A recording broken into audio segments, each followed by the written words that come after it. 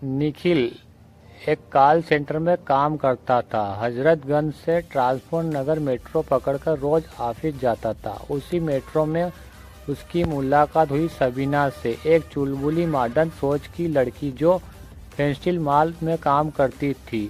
धीरे धीरे उनकी मुलाकात बढ़ी और फिर वो दोस्ती में जायज बन गई। सबीना खुले विचारों वाली लड़की थी, लेकिन निखिल को उसमें पत्नी जैसा कुछ नहीं दिखता था। उसे लगता था कि कोई शादीशुदा वाली लड़की है, उसका जीवन संभाल सकती है। एक दिन निखिल की मुलाकात पंखुड़ी से हुई, एक साथ और समझदार लड़की। वह अपनी खिलौने बेचकर अपने खर्च खुद चलाती थी, मामा जी के साथ रहती थी, लेकिन कभी किसी पर बोझ नहीं बनी। निखिल अब नौकरी से ऊब गया था। वह अपना साइबर कैफे खोलना चाहता था। जगह के लिए किसी को 5 लाख रुपए दे चुका था, लेकिन बाकी के 3 लाख रुपए की टेंशन उसे खाए जा रही थी। पंखुड़ी ने जब वह यह सुना तो कुछ नहीं बोली, लेकिन उसने निखिल से हौसले को टूटने नहीं दिया।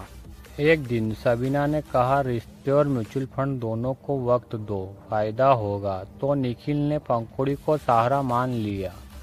मूवी दिखाने ले जाने का प्लान बनाया, लेकिन पीवीआर के एंट्री पर गार्ड ने चेक करते हुए कहा, मैडम क्या पहली बार आए हो?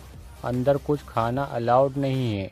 पंखुड़ी अपने साथ घर में बना हुए चने लाई थी। लाइन में खड़ी लड़कियां हंस पड़ी। निखिल को शर्म आई, लेकिन पंखुड़ी मुस्कुराते हुए, कम से कम हम सेहतमंद तो हैं। निखिल को उसके सादेपन से प्यार हो गया। निखिल ने सबीना के घर एक चिट्ठी छोड़ी, मैं तुम्हारे साथ नहीं रह सकता। जब सबीना को पता चला तो उसने कहा, अगर कुछ कहना था तो सामने कहते। चिट्ठी पढ़कर उसने कुछ कर लिया तो निखिल ने जवाब दिया, जो होगा देखा जाएगा, पर उसके मन में हलचल थी। शाम को जब निखिल घर आया तो पंखुड़ी ने कहा, चिट्ठी पढ़ लीजिए। आपने जो फैसला लिया है उसके बाद सोचने की गुंजाइश नहीं रहती।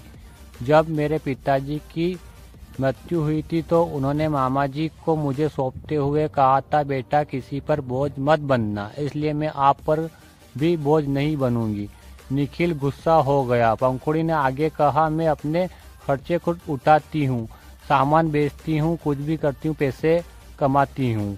मैंने प्यार किया था, लेकिन बोझ नहीं बनूंगी।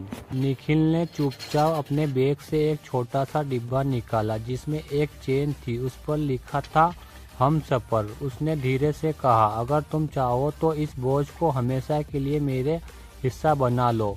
पंखुड़ी की आंखों में आंसू थे, लेकिन होठों पर मुस्कुराहट भी मौजूद थी।